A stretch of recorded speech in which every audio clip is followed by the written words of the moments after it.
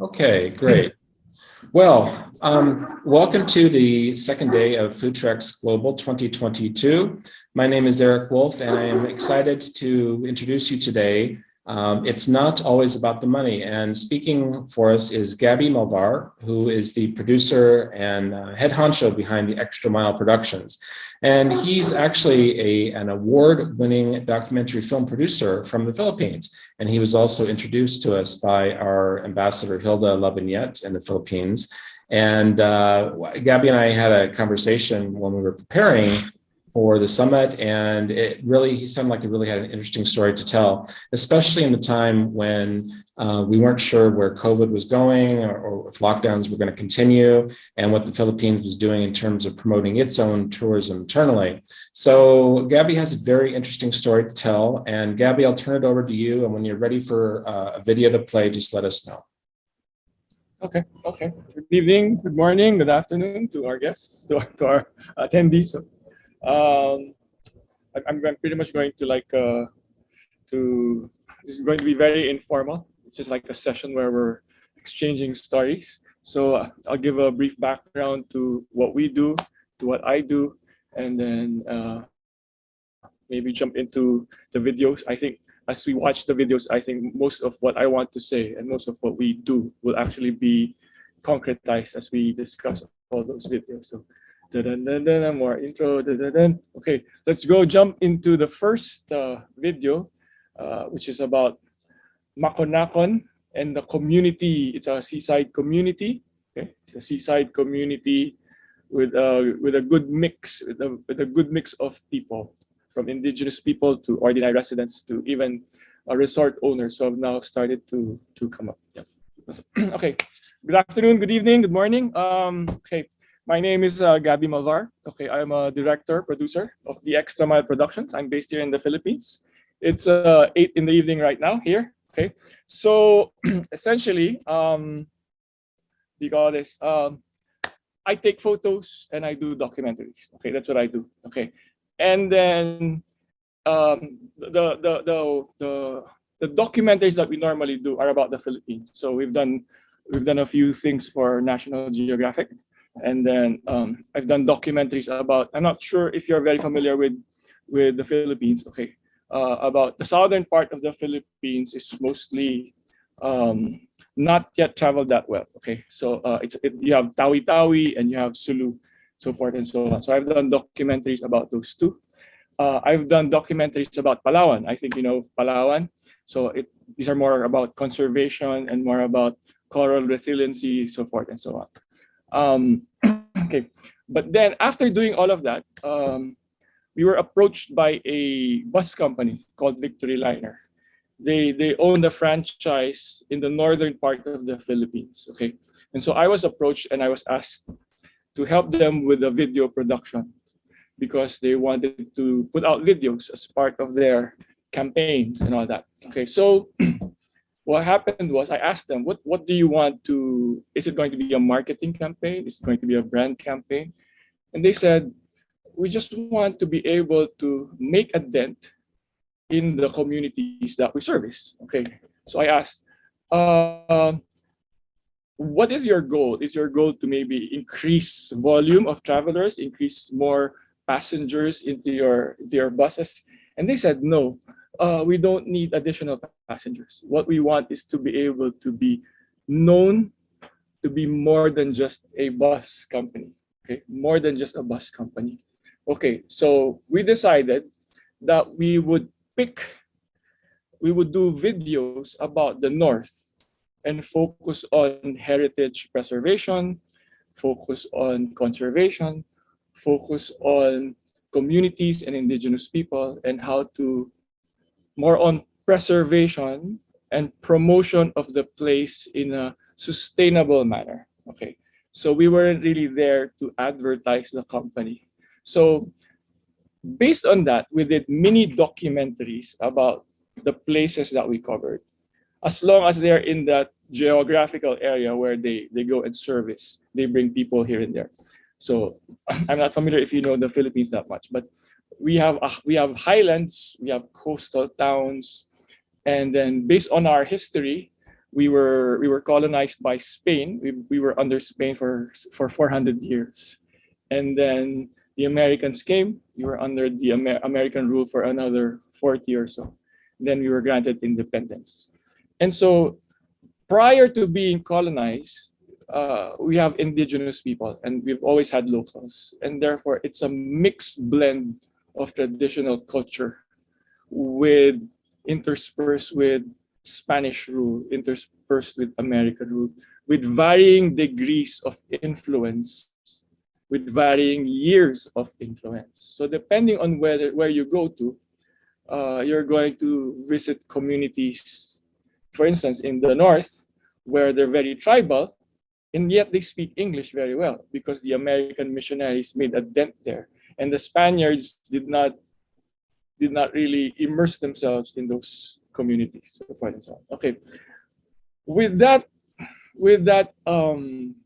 rich history and rich culture based on the amount of American influence or Spanish influence or what has been preserved, there is a variety in terms of the stories that you can tell. There's a variety in terms of culture and in terms of tradition.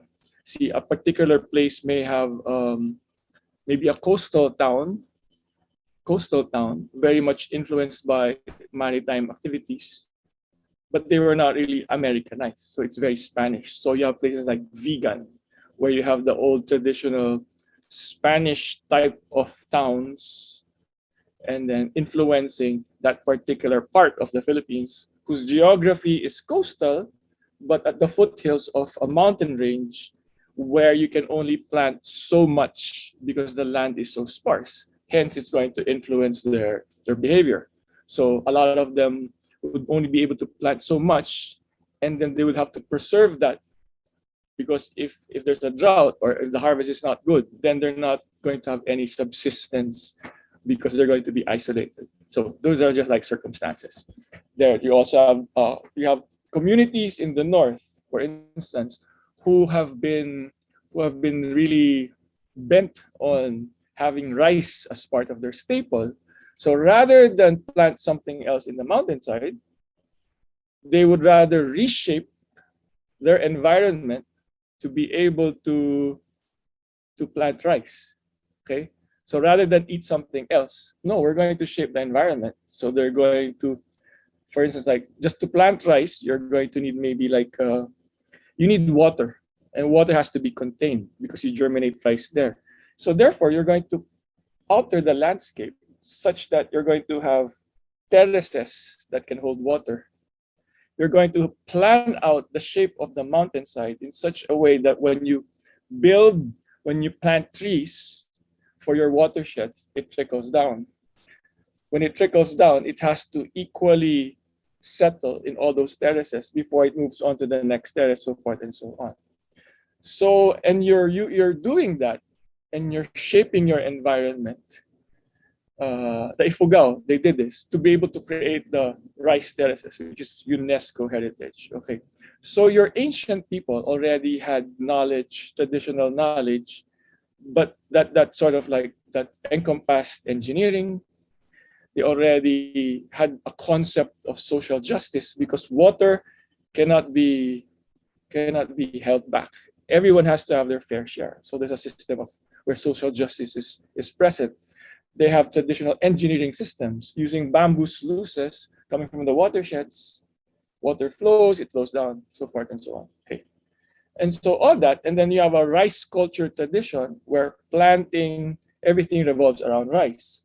So prayers to the gods revolves around rice. Where you place your huts revolves around rice. All your rituals revolves around rice. So it's very fascinating because it's about food, but then it pertains to so many things related to rice production. Okay, so those are just examples. Now let's see if we can play this. Okay, now I'm going to show 3 videos. The first video is about a town in the coast. It's called Macunacan. The Philippines faces the Pacific Ocean. Okay, Pacific Ocean. And there's a community, there's a place in the northern part of the Philippines where it's called Maconacon and Divilacan, so forth and so on. Now they're in a way isolated because the Sierra Madre Range acts like a spine, isolating these communities from the rest of the mainland. Okay, so they're in between the Pacific Ocean and that mountain range called the Sierra Madres. The indigenous people there are called the Agtas.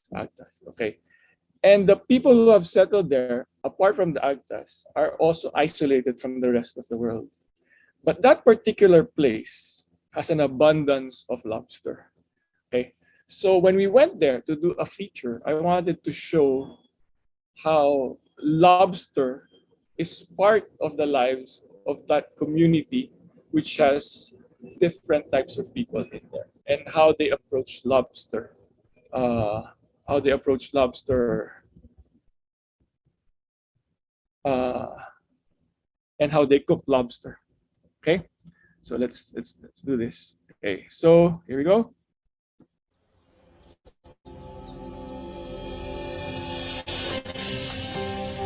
So there you have it. That's an agta, an indigenous person. So they just harvest lobster from the seas.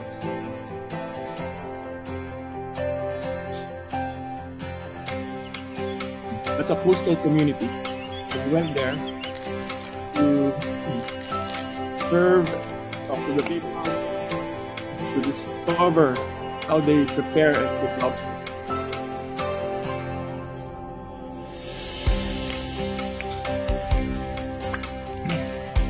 The varying degrees of the varying sizes of lobster.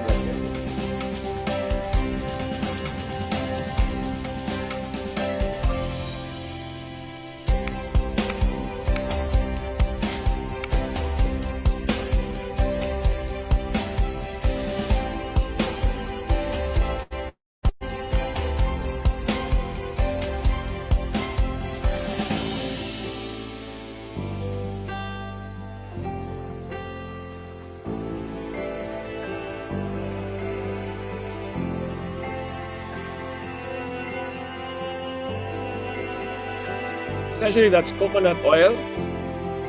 It's sort of like, you just simmer the lobster in coconut oil with some other spices.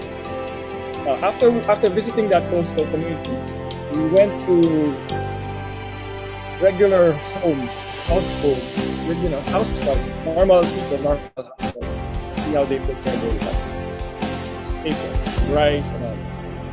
Now, there is that particular resort there, the lone resort in that area, where the son, the resort owner, actually went to culinary school. So he has an idea of how to do that.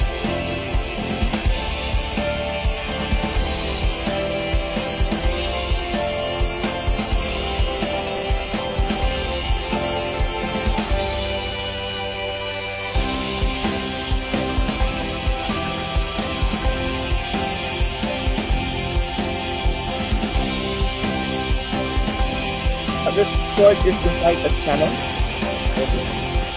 It's at the polygon.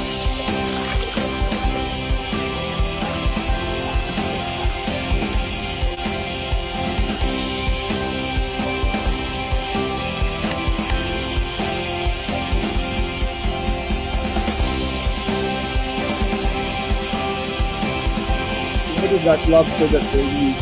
It's bigger than the one that they use.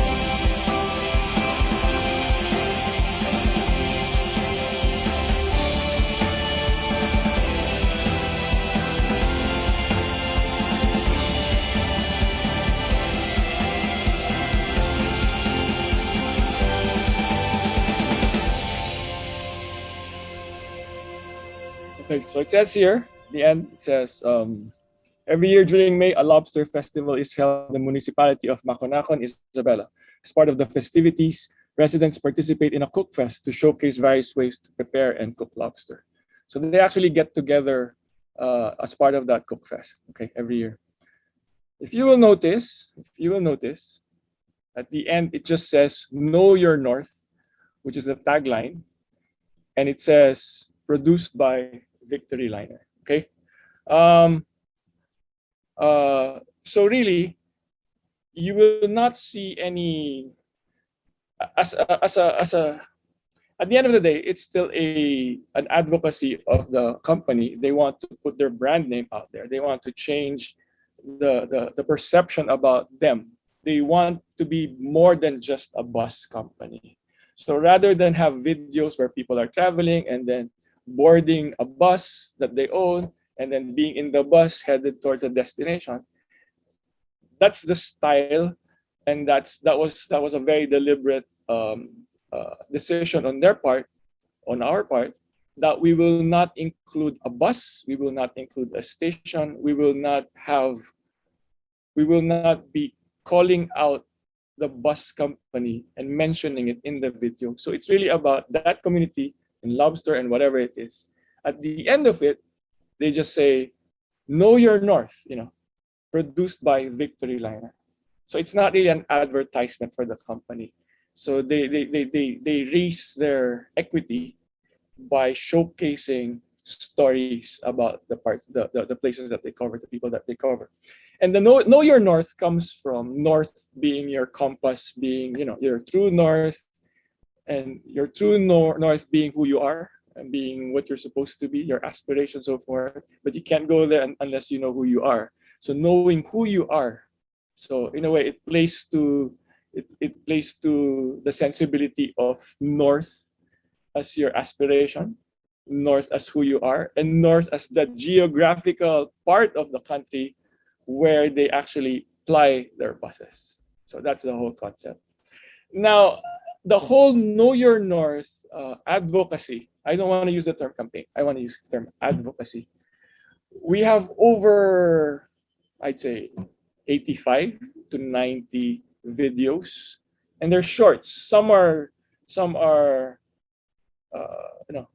eye candy features like this one, but some are like 15 minutes, mini documentaries. And it's not just about food, it's about different things. It could be about communities, it could be about the advocacy of a forester, it could be about weaving, it could be about issues about sustainable tourism, it could be about losing your identity, things like that. So there are different stories. It's just so that we focus on the gastro part of tourism and so forth and so on. Now, in that particular video that we just showed, it has a particular style. Our style really is documentaries, but sometimes we want to sort of like make it appealing, but we want as much as possible to sort of like to immerse ourselves in the cooking, as opposed to just like, in terms of fast edits and all that. We want to immerse ourselves in the storylines, so forth, so on. Okay. So the next one, this is called, this is about a guy. He's a mixologist. What he does is he goes around the Philippines looking for ingredients and looking for spices. Okay. When he goes around and looks for spices, let's say he goes to Baguio, which is in the northern part as well, buys berries, and then goes to another place in the north, which has maybe rosemary and all that. And he would concoct that into drinks, And then he would name those drinks from, let's say, heroes or people, historical figures in the Philippines. So he mixes up food and history, and then as an artist, he expresses himself through his drinks and concoctions. At the same time, the way he dresses up, his hats, his gourd hats, his necklaces, and all that are gathered from all over the Philippines as well. So in a way, it's a mishmash. It's a chop suey of so many things that he puts together, and he comes up with good creations. Okay.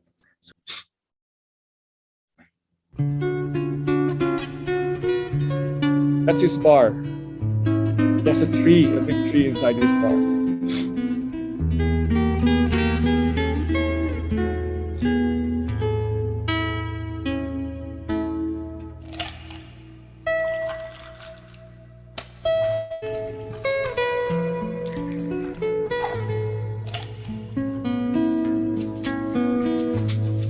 That hat he's wearing, that's made out of bird. It's called the bitter gourd. There's a way of like drying it and taking out the seeds, drying it and painting it. It becomes sturdy. That's made in Ilocos, in the northern part of it.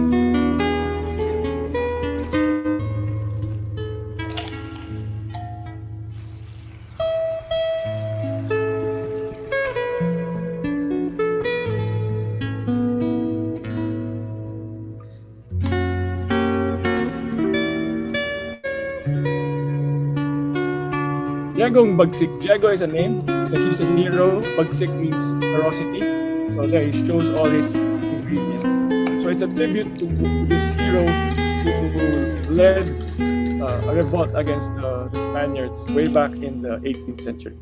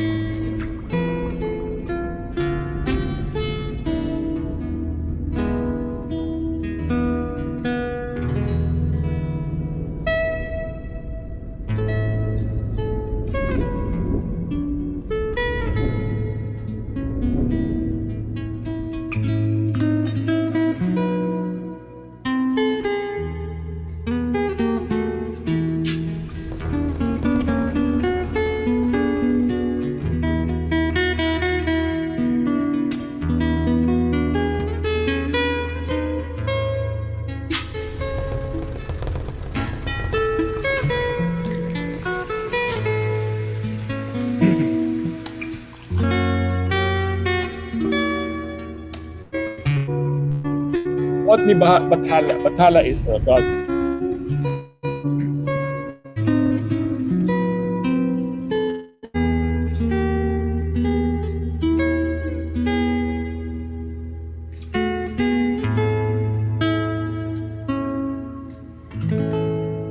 Okay, again, it says Know Your North, produced by Victory Liner. Okay, there, we're back. I think we can anyway, before I open it up to questions and all that, I think we don't really have much time, but essentially you get the gist of storytelling that we do.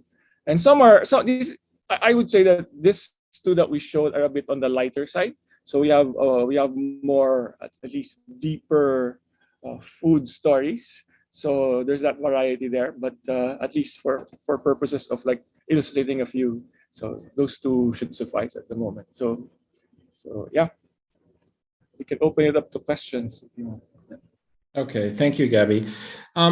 As people are thinking about the questions that they would like to ask you, I'm wondering if you could tell us a little bit more about the program itself. So what is Victory Liner, and how did they come up with this idea, this marketing idea? Well, the Victory Liner, as I said, is a bus company. So their franchise is the North. So from Manila, they run several trips in a day. For instance, like in Baguio, which is like the summer capital in the North. Prior to the pandemic, their buses ran from Manila to Baguio every hour. Okay, and to the various places in the North, it's every hour. That's how many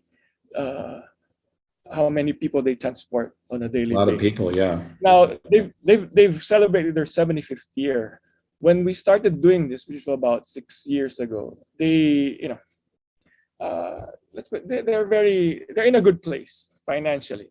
In terms of branding, they're in a very good place. But I think they've matured to the point that they wanted to be known. They wanted to be more than just a bus company. And in the course of making these videos, we've developed a lot of goodwill, and local governments in the North, cities and municipalities in the North, actually approached them to ask to be featured. Because what Okay. happens is when we cover a place, we do maybe 9 videos in a particular place. And all the videos that we make, we actually sort of like donate to those government units. And they can use it and share it and all that. So the Department of Education have also used a lot of our videos. Okay. The National Commission for Culture and the Arts have actually given Victory Liner an award. It's called Gawad Gabay for being a partner in cultural development in the Philippines.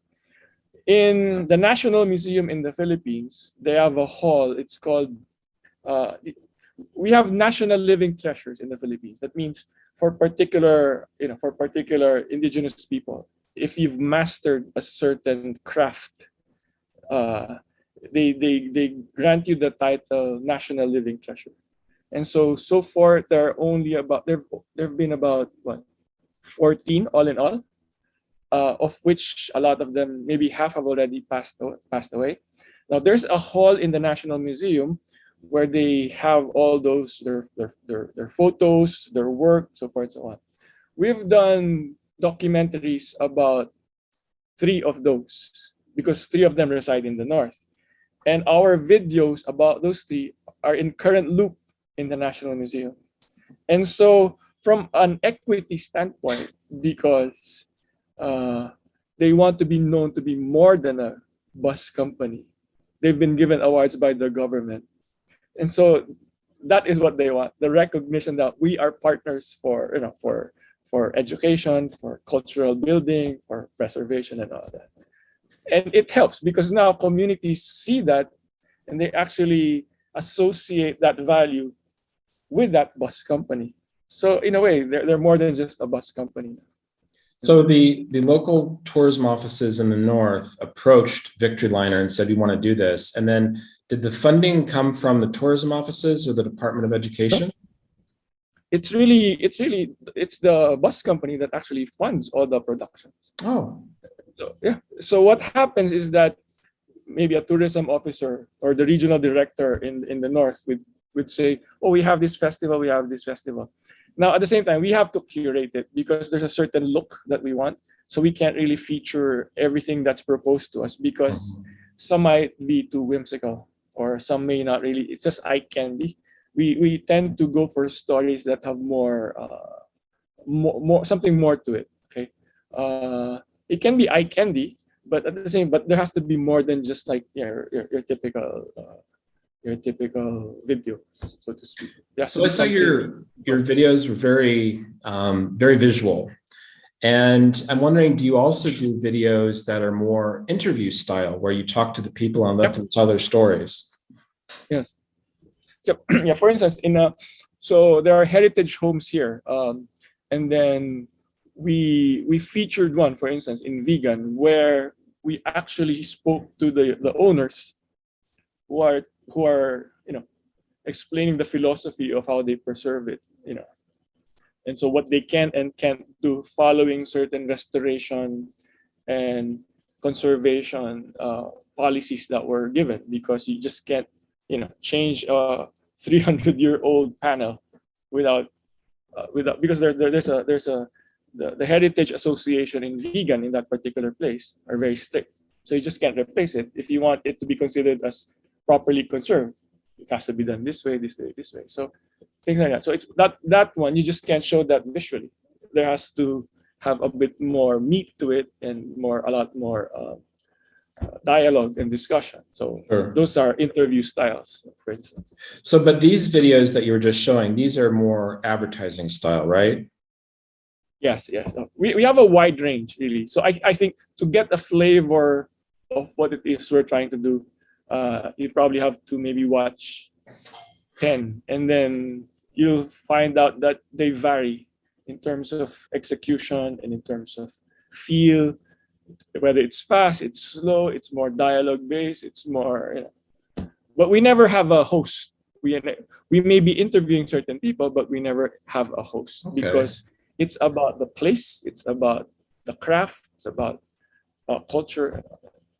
So the videos, are they like different chapters of the same book, or are they like different books? Do you know what I mean by that? Where they're all different, which would be like different books, or they're all like chapters of the same book where they're similar and they kind of go from A to B to C. They're connected. It's a very good question. I would say I would say I would say they're individual stories, but you can cluster them according to themes. Okay. Right. So when we go to a particular place, for instance, in Baguio, I can do several food stories there. I can do several things about tattooing, about pony boys, people who take care of the horses that tourists ride. Mm-hmm. It's a vegetable bowl. It's called the salad bowl of the Philippines, where a lot of lettuce and tomatoes and all that are being grown. So there's a lot of food story. It's the literary capital of the Philippines. You have a lot of writers. There's a lot because it's an American what do you call this, created city. So the architecture there is pretty much American. So and then there's the history of their involvement in mining and this and that. So there's so many stories that when you put it together, you will find a relationship or themes. The themes can be in another place similar, but different. Okay. There are sort of like recurring themes explained differently. So they're not always food related. They could be. They're not always food. They could be about architecture. They can be about crafts. They can be about food. They can be about dance. They can be about pottery. Okay. All right. Now, are these videos shown outside the Philippines at all? Yeah, you can actually go to if you go to Facebook, you can go to the Victory Liner page, or just search Know Your North, and then pretty much all of our videos will come out there. If you go to YouTube, you can also search it there. Do they advertise them though, say in Indonesia or Hong Kong or anywhere like that? No, they just upload it and then just set out. Okay. So what I would like to do, because we need to wrap up in a couple of minutes, but what I'd like to do is to upload the videos that you sent me to our secure Vimeo channel.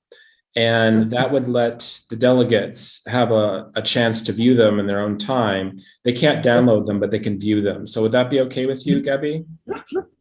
Okay, we'll go ahead and do that. And then people can go back and they won't have any issues with buffering or streaming or anything like that. We have time, I think, for one last question. And in your opinion, based on what you've been observing in past couple of years, there have been a lot of challenges trying to jumpstart gastronomy tourism in the Philippines. There have been a couple of conferences that I've spoken at. You're obviously playing a role with the storytelling and the marketing aspect of things. But what do you think are the next biggest challenges for jumpstarting the promotion of gastronomy tourism in the Philippines? You mean tourism in general or culinary tourism? Culinary tourism specifically. Okay. This is what I'd like to think. Okay. Filipino cuisine, does not really. It's either you like it or you don't like it. It's not very appealing yet. It's growing, but it's not exactly appealing. Okay. But I like to think that when you're a tourist and you come here, as a tourist, you always want to try what the local fare is, right? Okay. Now, the thing is, depending on where you are, some places can really, the tastes vary. And it's also because of geography and weather pattern. So for instance, in the southern part of Luzon Island, that's where it's weather battered. All the typhoons go there, so hardly anything grows on the ground. Okay, it's always devastated.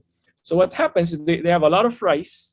But they don't have any viands because of the lack of food. That's why most of the food there are very, very spicy. Because they try to compensate with spice. So even if you have rice, then you have coconut milk with spice, and that's good enough for a meal, okay? Because it's very impoverished, things like that. So if you go to the north, on the other side, where you have the most frugal people in the world, so they have food like an empanada. An empanada would have an egg, would have probably a longaniza, which is like a local sausage, and they would have bean sprouts and all that. And it's all mixed in that empanada. And so it's like a full meal because they want to save money. Okay, so, two examples of how geography and where you are in the Philippines affects you. So food here is mostly survival. The history, it's survival. But then in the rich places in the Philippines, like Pampanga, where you have the best cuisines and the best chefs and all that, they have people who sort of like really experiment, okay, to the point where when they were building the grand basilicas in the Spanish time, and they were using the egg yolk, the egg white rather, as part of the adhesives yeah. They use the egg white as part. It's like your cement. Okay, so they had a lot of egg yolk, and therefore, with a lot of egg yolk, they started developing the food there, and that's how cookies were made and so forth and so on. Okay. So it's a function of where you are, how rich you are, and all that. In Batangas, in the south, you have like with the rise of sugar and coffee and all that. Okay, so in a way, a particular dish may have different types of execution depending on where in the Philippines you are. Okay, and they have different taste buds. So sometimes, as a visitor, if you only went to Palawan, probably just try seafood with a different flavor. Or if you go to this part of the world, they probably won't have seafood because you're in the highlands, so maybe a lot of vegetables and maybe you know what it sounds like. What you're saying, it sounds like there's so many varieties of cuisine in the Philippines that visitors they don't know what you have. I think people have heard of lumpia. I think a lot of people know bananas come from the Philippines. And our ambassador there, Hilda, has told me about the mangoes and how great the mangoes are. So I'm looking forward to trying those. But, if a non-Filipino person tried to say what were the top 5 dishes in the Philippines, I think they'd have a hard time. It's not like Thailand where people can talk about tom yum or and I'm sure you have similar dishes and your own signature dishes as a country, but people I don't think know, and I think that is maybe the first step that I would say to the government is, you need to get those signature dishes out there, kind of like how Thailand did a few years ago. But anyway, that's just my opinion. But hey, Gabby, we need to wrap up. Thank you so much for taking the time today and sharing your knowledge and your experience and your videos. We'll get those videos posted to our Vimeo channel, everyone. And so when we make the recordings available next week, you'll be able to access Gabby's videos there. So we'll be starting the next session in just about 10 minutes. And Gabby, thank you again so much for joining us this day. Thank you. Sorry about the delay. I didn't know that people were in on it. Oh, it's okay. These things happen. No worries. Thank you again. Okay. Thank you. Bye-bye.